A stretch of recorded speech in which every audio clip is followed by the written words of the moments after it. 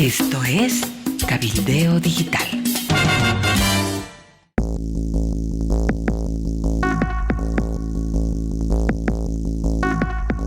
Hola, ¿qué tal? Bienvenidos. Estas son las noticias de último momento. Estamos con Edwin Cacho Herrera para comentarles las últimas noticias. Vamos a empezar con el tema político, la pugna feroz entre arcistas y evistas, la lucha contra el narcotráfico y policías y militares. Hay varias historias sobre estas, y por supuesto la falta de dólares y la deuda de más de 2.000 millones de dólares del Banco Central a la banca privada. Esto y más.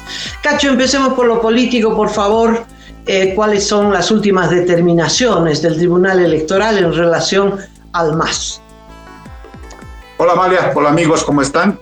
Ha habido novedades en este tema y tienen que ver con una decisión del Tribunal Supremo Electoral que ya parece un chiste, ¿no? Ya me acuerdo mucho de esa frase que acuñó la gestión de Luis Revilla con el tema de la cultura ciudadana, que decía, ¿hasta cuándo pues? ¿No?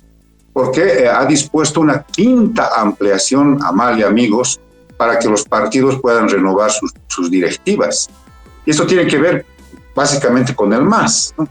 El MAS no ha podido renovar, ustedes saben, su dirección nacional ya hace bastante tiempo por esta pelea de facciones, y lo que hace el Tribunal Supremo Electoral es adecuar la ley de organizaciones políticas a lo que diga el MAS, ¿no?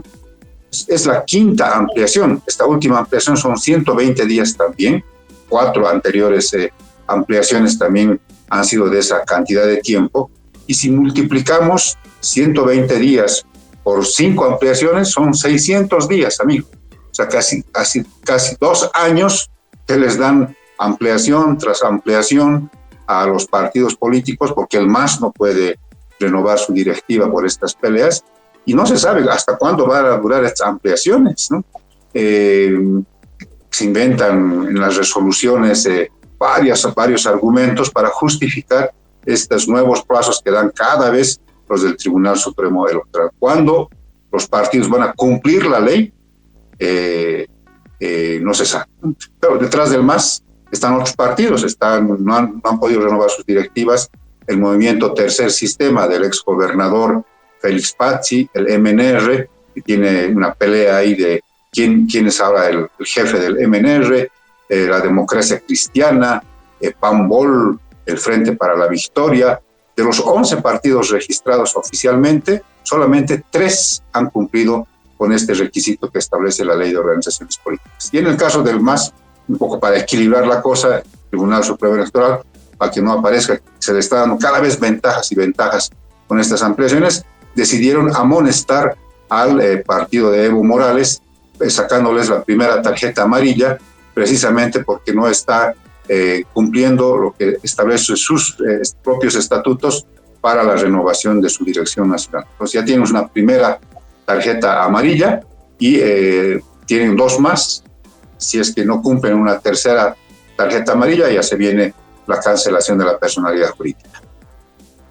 Bueno, esto es lo que acontece, y a propósito de partidos políticos, porque tener una personería jurídica es una fortuna, Cacho, porque eso se alquila, se vende, en fin.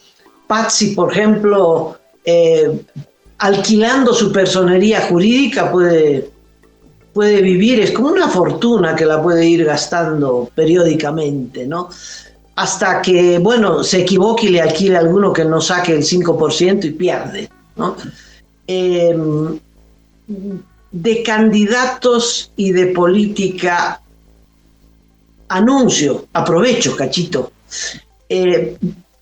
Vamos a lanzar un programa que se llamará Candidatos. Todavía no hay candidatos, pero la discusión sobre los candidatos, la posibilidad de una candidatura única, la posibilidad de internas, es decir, de primarias dentro de la oposición para elegir, como en Venezuela, un candidato único. ¿Es posible? ¿No es posible? Bueno, vamos a lanzar un programa que saldrá 1 o 2 veces por semana, seguramente cuando se aproxime el 2025, el programa tendrá mayor frecuencia, pero Cacho, felicidades porque creo que la gente está esperando un programa donde se discute este tema y donde se sepa quiénes quieren postular y qué chance tiene cada uno, y si 20 candidatos en la oposición es lo que aconseja la coyuntura, qué aconseja la coyuntura, en fin. Creo que va a ser un buen programa y vamos a arrancar en las próximas horas con el primer programa. Así es, amigos. Esta es una nueva oferta que les hacemos desde último momento de esta alianza entre Cabildeo Digital y Datapolis.bo. Vamos a tener la participación también de otros periodistas muy destacados que están acá en Bolivia y que también viven en el exterior, que nos ayuden a encontrar esta clave, ¿no? Esto que les planteaba Amalia. ¿Cómo se hace la unidad finalmente, ¿no? ¿Cómo es que los diversos intereses renuncian a estos y más bien tratan de reunirse en una sola candidatura? ¿Lo lograrán? ¿Habrá esto? Bueno, va a ser parte de nuestro programa. Bueno, pasamos a otro tema. Cacho, ha ocurrido un hecho, varios hechos. No sé, desde el punto de vista de la clasificación noticiosa, es un problema para mí dónde lo coloco en el periódico, en policiales, en política criminal o en política, no se sabe, ¿no? Cada vez que un político, un miembro del gobierno roba, no sé si ponerlo en política o ponerlo en asunto criminal. Y cuando salen los asuntos criminales, no sé si ponerlo en primera plana política, porque ambas cosas están fusionadas en esta temporada.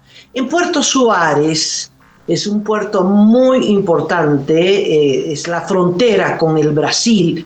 Allí hay un tráfico de personas, mercaderías, vehículos robados y cocaína que ni te digo. La cocaína que va de Bolivia hacia el Brasil se paga con vehículos robados y por lo tanto el cargo de DIPROVE, ¿no? La dirección que lucha contra los vehículos robados, es muy importante. Y el jefe de DIPROVE de Puerto Suárez resulta que había sido un traficante de droga. Y se sabía, se olfateaba, pero cayó con 40 ladrillos de droga. Parece pasabase más que cocaína. Escapó, dejó su vehículo con las puertas abiertas y rajó. Está buscado. Es un hecho político muy grave. Es el jefe de la policía, es uno de los jefes de la policía de este gobierno, ¿no? ¿Cuánto habrá traficado? ¿Cuántos vehículos robados habrán entrado? Era el jefe de DIPROVE, el jefe de la policía en ese punto fronterizo tan importante como es Puerto Suárez, Puerto Quijar. ¿Y de qué organización estamos hablando, Amalia? Porque el teniente coronel Marcelo Ramírez Colque, que está prófugo en este momento, no actuaba solo. Eso tenemos que tener claro desde el principio. Son 40 paquetes que le han encontrado en su vehículo. Si digamos cada paquete estaría pesando 1 kilo, quizás un poquito menos, estamos hablando de más de 30 kilos de cocaína, ¿no? Entonces estaba llevando desde Puerto Suárez hasta otro punto, seguramente para entregar el cargamento, ¿no? Entonces este cargamento iba a salir por el Brasil, hacia mercados europeos, africanos, asiáticos. No estaba actuando solo, eso tenemos que tenerlo claro desde un principio. Y es más, Amalia, parece que el operativo de control que se instaló en la localidad de Pozo del Tigre, cerca de Puerto Suárez, fue precisamente por una especie de operativo que se hizo después de un seguimiento a este teniente coronel, porque ya se sabía de su actividad delictiva. Se hizo un seguimiento, se montó el operativo para que ahí se lo sorprenda con la cantidad de droga. Huyó, efectivamente, no se sabe en este momento dónde está. Se han practicado allanamientos en la pasada jornada. Y aquí hay una cosa bien llamativa, Amalia, llamativa. Cuando ocurre este tipo de situaciones, este tipo de operativos, rápidamente el ministro del área, o al menos el viceministro de defensa social salen a informar cómo es el asunto, cuánto se ha afectado al narcotráfico con la cantidad de droga incautada. En este caso no ocurrió. Don Eduardo del Castillo y don Jaime Mamani tienen la boca cerrada desde hace 2 días, porque esto ocurrió antenoche, no es que ocurrió las pasadas horas, ¿no? Ocurrió antenoche y no ha dicho nada don Eduardo del Castillo en su cuenta de X, está más bien promocionando las reuniones que tiene con varios sectores sociales en varias partes del país, pero de esto no ha dicho nada hasta el momento. Seguramente que está esperando algún tipo de novedad de esta búsqueda que están realizando sobre todo en el departamento de Santa Cruz. Búsqueda, nunca se encuentra nada. Cacho, ¿y qué dijo sobre los operativos en el Chapare? Ahí hay otra historia interesante. Sí, hay cada vez recurrencia de informes de operativos, de fábricas destruidas, de laboratorios encontrados, pocos detenidos, casi nunca hay detenidos, menos de, detenidos importantes, los llamados peces gordos, pero constantemente está ocurriendo este tipo de operativos en el trópico cochabambino, que todos sabemos que es la trinchera política territorial de Evo Morales. Y a propósito de esto, Amalia, ayer ocurrió un tema muy complicado, muy duro, y es el linchamiento, o sea, es el asesinato en masa de 3 personas, 3 varones que fueron descubiertos en el municipio cochabambino de Ibirgarzama, aparentemente intentando secuestrar a una muchacha. Allá están, en el trópico cochabambino ya se está volviendo moneda corriente esto de los secuestros express. Cogen a una persona, llaman a sus familiares, le dicen, tenemos a tu familiar en nuestras manos, nos depositas tanto o no la vas a volver a ver nunca más, ¿no? Entonces fueron acusados, los metieron a la policía, a instalaciones policiales, requisaron los propios pobladores el vehículo donde estaban transportándose estas personas, encontraron de todo, mochilas con uniformes escolares, celulares, bueno, los sacaron de las instalaciones policiales y a golpes lo mataron a uno y a otro los llevaron hasta la plaza y también los ajusticiaron. Entonces es grave porque no se puede tomar la justicia por propias manos. Si no se sienta un precedente, esto puede continuar lamentablemente y la Fiscalía y la Policía han enviado ya comisiones de investigadores para detectar a quienes han comandado este linchamiento que está preocupando a todo el país. Sabes que los linchamientos son resultado de la inoperancia de la justicia, ¿no? Tú encuentras a un ladrón y lo entregas a la policía y en 2 horas el ladrón se viene a tu casa a reírse en tu cara, ¿no? Y con los linchamientos y esto ocurre, con los secuestros y todo eso ocurre lo mismo. El tema es que en el Chapare hay mucha plata. Entonces hay unos narcos, familias enteras, clanes familiares enteros que hacen mucha plata con el narco. Y hay otros que han organizado bandas para secuestrar a los hijos o a los narcos para sacarles la plata, porque saben que están llenos de plata. Entonces organizan unas bandas, es muy fácil, secuestran y les quitan parte de la plata que obtienen con el narcotráfico, porque si no, ¿qué? La exportación de banana no da esa cantidad de dinero. Entonces hay unas bandas terribles de secuestro, de tortura, de violación y por supuesto de extorsión. Y supongo que la gente está hasta acá, ¿no? Yo paso a otro caso, Cacho, para no redundar en este tema que me parece muy grave, que tiene que ver con la policía. Hay un estudio que demuestra que en todas las instancias policiales hay tortura y maltrato. La policía se ha convertido en un instrumento de represión muy terrible, al margen de todas las leyes.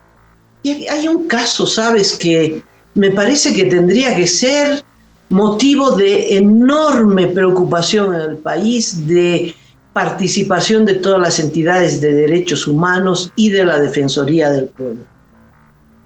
Se trata de un muchacho que era teniente del ejército, 32 años, se llamaba Miguel Ángel Yáñez.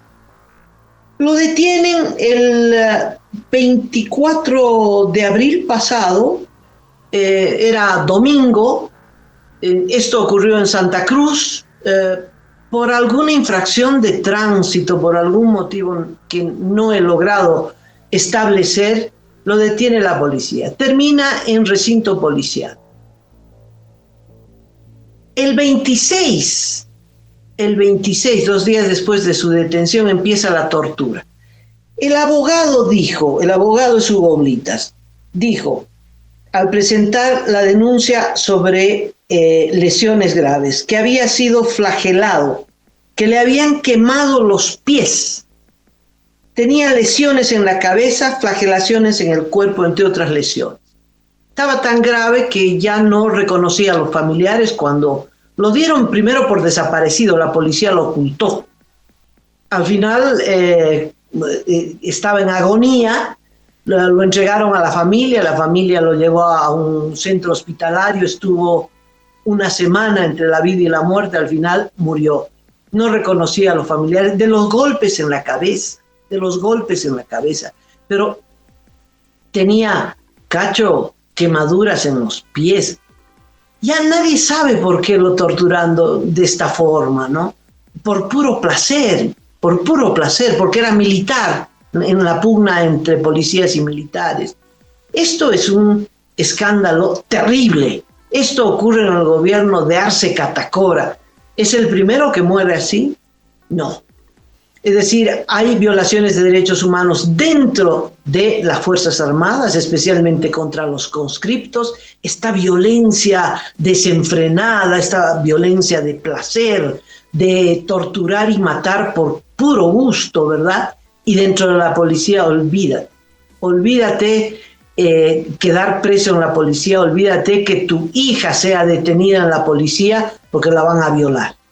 Eso se sabe. Entonces, este es un caso, ni el primero ni el último, pero creo que no podemos dejar pasar. Necesitamos mencionarlo todo el tiempo para que se haga justicia con este muchacho, Miguel Ángel Yáñez, de solo 32 años, muerto en mesa de tortura en un recinto policial. Quiero saber quién estaba a cargo. Es decir, de esto tiene que responder el comandante de la policía y el ministro de gobierno. Ellos son los principales responsables. De ahí para abajo.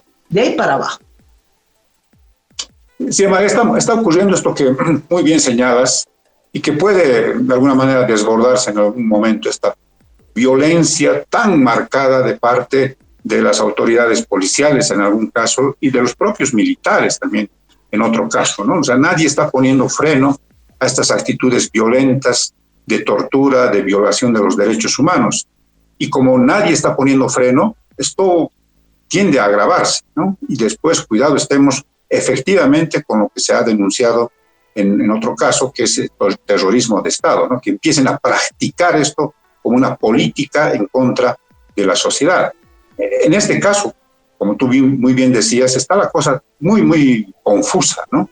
Aparentemente, el teniente que ha sido torturado resistió el arresto, parece que tuvo una pelea callejera antes de ser arrestado, parece que se resistió, se portó también un poco agresivo, pero eso no justifica que lo hayan torturado, le han dado una golpiza pero tremenda, y después de 48 horas recién lo han derivado a sus familiares, que rápidamente lo llevaron a Cosmil, ¿no? Esto es grave, eso es tortura en la mayor expresión de la palabra.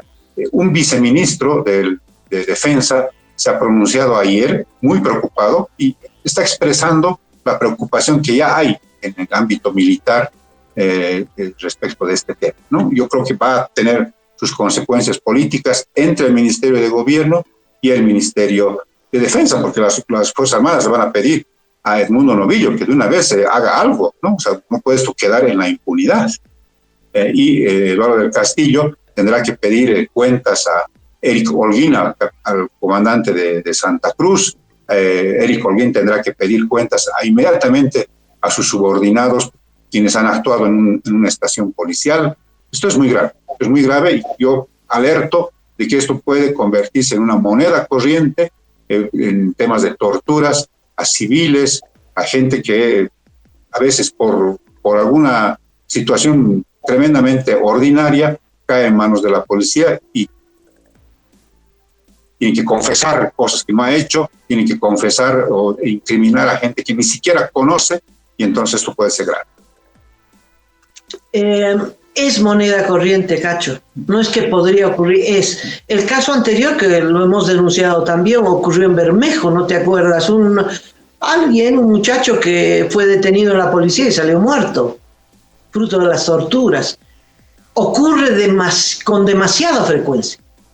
Entonces es un caso de violación sistemática a través de una institución que depende del ministro de gobierno.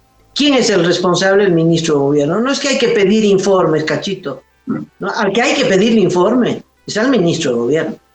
Y el Parlamento tendría que hacer eso. No sé si ya tiene el derecho de pedir informes, porque los jueces que dependen de Arce Catacora ya le han prohibido al legislativo pedir informes, pero eso es lo que debería ocurrir. Pasemos al tema económico, ¿te parece, Cacho? Sí, pero antes, solamente para precisar, lo que no pueden hacer los parlamentarios es interpelar. Eso ha quedado frenado. Lo que sí hacen sus peticiones de informe escrito, oral, pero interpelar están con las manos atadas, ¿no? Yendo al tema económico, la cosa está complicándose. Cada vez hay más sectores, Amalia, que están reclamando el no tener acceso a los dólares. Empezaron las empresas farmacéuticas, luego los exportadores, los microempresarios, las empresas agropecuarias, los operadores de turismo, incluso la gente común y corriente, Amalia, que mucha gente, por la modernidad que ahora hay en el mundo, compra cosas online, por afuera, pide un determinado producto fuera del país, paga con su tarjeta de crédito o de débito, en dólares por supuesto, y llega la mercadería vía correo, ¿no? No la va a recoger y listo. Se recoge en correos, en el edificio de correos aquí en la ciudad de La Paz, por ejemplo, ¿no? Todo esto incluso ha quedado con restricciones. Los bancos ya no están dejando comprar de manera según la necesidad de las personas, ¿no? Están poniendo restricciones con cantidades de dinero. No puedes comprar ya de manera ilimitada con dólares si tienes tu tarjeta de crédito o de débito, ¿no? Entonces, todo esto está generando un malestar enorme por la ausencia de dólares. A esto se suma el tema de que se está generando un movimiento en defensa de la propiedad privada después de que se conoció este decreto 5143. ¿Qué ha dicho el gobierno? Que todo está tranquilo, que no hay problema. Es más, hay más de 400 millones de dólares en los bancos que están a disposición, así que la gente no tendría por qué estar reclamando ausencia de dólares o falta de acceso a los dólares. Es más, el viceministro de Presupuesto, don Zenón Mamani, ha dicho que más bien las empresas o las industrias farmacéuticas están especulando con los dólares. Más bien dicen, no es que no haya, más bien están especulando con el tema de los dólares, ¿no? Se ha sabido, Amalia, que en las últimas horas la cotización paralela del dólar estaba cercana ya a los 9 bolivianos. En algunos casos ha sobrepasado, pero para ser conservadores diremos que está cercana a los 9 bolivianos. Entonces, no hay dólares y los que pueden acceder o quieren comprar, tienen que comprar más de 8 bolivianos por cada dólar. Así está la situación en este momento, Amalia. La repercusión de esto es el incremento de precios. Cachito, es que hay que ir al mercado para sentir que la economía real está sumamente afectada por la escasez de dólares. Esto está afectando los precios de todos los productos. Uno dirá los tomates que tienen que ver con los dólares, nada, pero ha subido la libra de tomate, ha subido absolutamente todo, ¿no? El otro tema grave es que el Banco Central se gastó 2.000 millones de dólares de la banca privada. La banca privada, cada vez que recibe dinero, los depósitos de la gente, un porcentaje de ese dinero que la banca privada recibe tiene que entregarlo al Banco Central. Esto se llama encaje legal. El gobierno ha subido el encaje legal para que cada vez un mayor porcentaje de los depósitos no queden en la banca privada, sino vaya al Banco Central. Y el Banco Central, con esta plata, ha hecho una serie de fondos para créditos para la vivienda, créditos para la producción, en fin, y se gastó los 2.000 millones de dólares y la banca privada dice, por favor, devuélvame mi plata, y no le están devolviendo, por supuesto que no le están devolviendo. Son todos elementos, Cacho, que van sumando, ¿no? Y que hacen a esta situación global, general, de crisis económica, ese periodo de enorme estabilidad económica que empezó con el decreto 21060 de 1985, ese periodo de estabilidad se acabó. La economía se va a dolarizar nuevamente porque hoy el peso boliviano va perdiendo su capacidad de compra entre la inflación y la falta de dólares. 1.000 millones recibe el gobierno porque los familiares envían plata a Bolivia, ¿no? Y mi hermana me mandó $100, fui a cobrar los $100, Cachito, y no me dan pues en dólares, me dan en bolivianos a cotización oficial. Entonces, el gobierno se está quedando también con los 1.000 millones que son de la gente, que es del público. Todo eso genera bronca, todo eso genera un estado de inestabilidad, y eso se siente, se percibe, ¿no? Ya en los alquileres eran en dólares, siguen siendo en dólares, pero nadie tiene dólares para pagar para pagar el alquiler en dólares, perdón. Entonces, hay una nueva situación, un nuevo reacomodo, una nueva sensación de inestabilidad, a lo que se suma el incremento salarial del 5, casi 6%, que lo único que hace es provocar despidos. Nadie va a contratar un empleado en blanco, es decir, con todas las de la ley, porque la carga social es imposible de cubrir. En fin, todo esto hay un acumulo, ¿no?, de inestabilidad, que no sé si al final de cuentas eso cobrará una factura política. Eso no sé. Un dato adicional, Amalia, amigos, que lo ha dado en la pasada jornada en su programa Sin Compostura, nuestro querido compañero Carlos Valverde desde Santa Cruz, puede ser una de las razones de fondo de todo este tema. Él ha señalado que el déficit fiscal al 2023, o del 2023 mejor dicho, ha sido del 16%, muy superior al 12,7% de la pandemia. Bueno, la pandemia, quizás el momento más crítico en términos económicos en el último tiempo, ha sido el 12,7% en cuanto al déficit fiscal. El 2023, por investigado por nuestro compañero Carlos Valverde, es del 16%. Imagínate eso, ¿no? Entonces, claro, eso de alguna manera explica todas estas cosas que estamos atravesando en términos económicos. Vamos a estar tremendamente atentos, hay un malestar, y claro, ¿cómo es la vida, no? El supuesto autor del milagro económico boliviano ahora parece ser el que está llevando al precipicio a todos con esto, y además con unas actitudes que ya yo lo dije hace un tiempo, son de una especie de bipolaridad política institucional. Un día dice que no hay plata, otro día dice que estamos en la economía, con la mejor economía, con la segunda mejor economía de la región, le duela a quien le duela, dice, pero no sé, o sea, ¿qué discurso tendrá en estos próximos días, ¿no? Entonces, está la cosa bien complicada. Un datito que suma a lo que estás diciendo. El gobierno ha anunciado que va a entregar 25 nuevas plantas de esta inversión que hace el gobierno con nuestra plata. en proyectos económicos de cero rentabilidad. Va a gastar 1.700 millones de bolivianos. Calculo que son 1.000 millones de dólares. 1.700 millones. ¿Me lo puedes sacar las cuentas en cotización? Más de 200 millones de dólares. 200, ¿no? Sí. 200 millones de dólares, sí. ¿De dónde va a sacar 200 millones de dólares si la Reserva Monetaria Internacional es de 130, ¿no? Acá se están tirando 200 millones.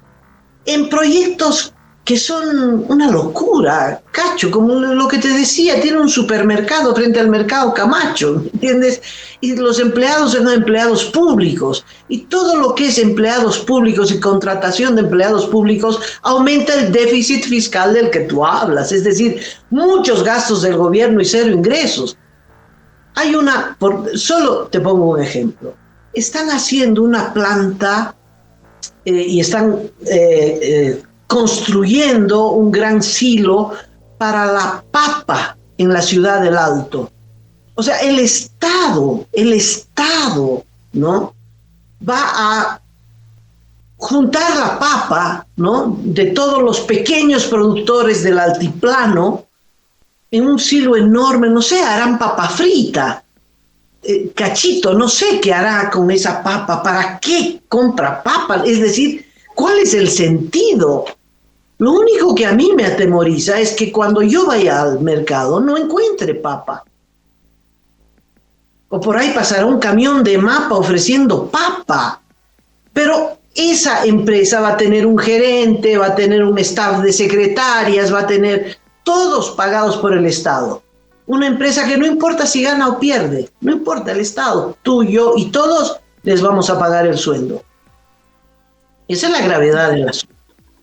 Así es, y recuerda mucho a lo que ha ocurrido en Venezuela, sobre todo, ¿no? Así comenzaron las cosas, exactamente así comenzó la debacle económica de Venezuela, siendo un país tan rico, teniendo tantas reservas de petróleo, pero una pobreza abominable, ¿no? Otro dato, Amalia, ya que estamos hablando de datos, y de industrias, y de plantas, y de cosas que finalmente no van a servir para mejorar la economía del país. El presidente, ante la posibilidad de que mañana se están reuniendo los sindicatos, las federaciones de choferes, van a analizar un posible incremento de los pasajes, sobre todo en las grandes ciudades de nuestro país. Él más bien dice que para bajarle los costos a los choferes va a anunciar una industria de fabricación de llantas. Es otra cosa, no sé cómo harán habiendo tanta competencia en el mercado. Hay llantas chinas, ecuatorianas, coreanas, por supuesto hay estadounidenses. No sé cómo le harán, ¿no? ¿Cómo competirán en un mercado donde hay llantas de todo precio, muy baratas en algunos casos, y no sé cómo obligarán a los choferes a comprar las llantas bolivianas? Llantabol, tal vez se llame la industria, que como tú dices también va a tener su propia burocracia, va a ser una carga adicional para la economía del país. Sí, como las laptops, ¿verdad? Montadas en el Alto. ¿Quién compró una laptop? Dime, Cachito. Un proyecto con un déficit enorme, pero los gerentes han hecho mucha plata, ¿no? No importa. Los gerentes siempre dicen que es una maravilla y todo porque reciben plata, roban, en fin. A propósito de eso te quería plantear otro tema. Todos estos proyectos uno dice, ¿cómo es que hacen estas cosas? ¿No? ¿Cómo? Bueno, el cómo es porque le ven el negocio. El ahora es cuando. ¿Te acuerdas que era la consigna del MAS? Ahora es cuando. Sí, ahora es cuando. Ahora robemos porque es ahora o nunca, ¿no? Entonces, cada proyecto, cada chino que se consiguen para hacer el proyecto, pagan comisiones. Y eso no es invención. Hay pruebas, pocas, pero hay pruebas. El ministro de Aguas, eso está probado, que cobraba comisiones para cada proyecto de agua y alcantarillado, La empresa constructora le pagaba al ministro y sacó como $3 millones en coimas. El otro caso que se vio fotografiado, el caso que no ha terminado en la justicia, que ha sido encubierto, el de ABC. ABC contrata a una empresa china y arreglan, ¿no?, los términos de referencia en un hotel en Sucre, todos sentados en la cama, el chino y los ejecutivos de ABC sentados sobre la cama arreglando los términos de referencia para que ese chino gane, y ganó, ¿no? Y se sabía cuánto era la coima, etc. Pero esos son los pequeños casos. Todos los casos están cruzados por la coima, ¿no? La discusión es la variación del porcentaje. Bueno, esta corrupción, en la víspera, Cacho, denunciamos 4 casos de corrupción. El más grande, los más grandes, las plantas de zinc, una corrupción que nos va a robar $150 millones o más. Una planta que debería costar 150, cuesta 350. Y todas las secuelas a continuación. ¿Cuál es el efecto? El efecto es que la planta no va a funcionar, como no funcionan las de cemento, como no funcionan... La lista es larguísima, ¿no? No funciona, ¿por qué? Porque contratan empresas que no saben del asunto, saben pagar coima y ganan, pero no saben del negocio. El litio es un gran ejemplo de esto, en fin. Y esta plata que sale de las arcas del Estado, ¿verdad? Afectan a todos, afecta a la pobreza, porque esa plata debería gastarse para que todos los bolivianos vivamos mejor, y no solo los de la cúpula del gobierno, la nueva rosca, ¿no? Eso de luchar contra la pobreza es la lucha contra la pobreza de ellos, pero ellos quieren que haya muchos pobres, porque los pobres son los que votan por ellos. ¿Sabes qué es lo que me preocupa, Cacho? Que el grueso de la población no relaciona el tema de la corrupción con su drama social.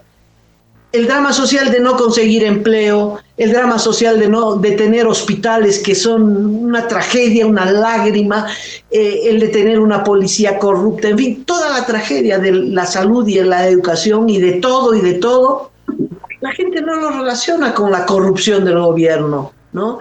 Es como si robaran en la casa de al lado. Ay, qué pena que le robaron al vecino, pero no me robaron a mí, yo sigo feliz, ¿no? Y es así, el gobierno roba, sí, claro, roba. Ay, qué pena que robe, qué vergüenza, qué escándalo, pero no me afecta. Yo voto por los ladrones. Y esto es tan así porque en Panamá el corrupto número 1 ha arrasado en las últimas elecciones en Panamá. Martinelli, que está asilado en la embajada de Nicaragua, protegido de la justicia de Panamá, puso un candidato, ese candidato fue a abrazarlo el mismo día de las elecciones a la embajada de Nicaragua. Martinelli, el corrupto número 1, fue sentenciado a 11 años de prisión, recibió coimas por $300 millones y la gente votó masivamente por Martinelli. Esto me preocupa, Cacho, porque va a ocurrir en el país también. Bueno, y si de corrupción estamos hablando, Amalia, esto vamos a tocar mañana, ya cerrando el programa. Se ha decidido investigar al presidente de la Cámara de Diputados, al señor Israel Guaitari, por un tema de enriquecimiento ilícito. Es una investigación que ha comenzado de parte de la Unidad de Investigaciones Financieras en septiembre del año pasado, mucho antes de que fuese luego elegido como presidente de la Cámara de Diputados. Hay que recordar que Israel Guaitari es miembro del ala arcista del MAS. Con este dato vamos a comentar esto mañana en profundidad. Nos despedimos, amigos, y será hasta mañana.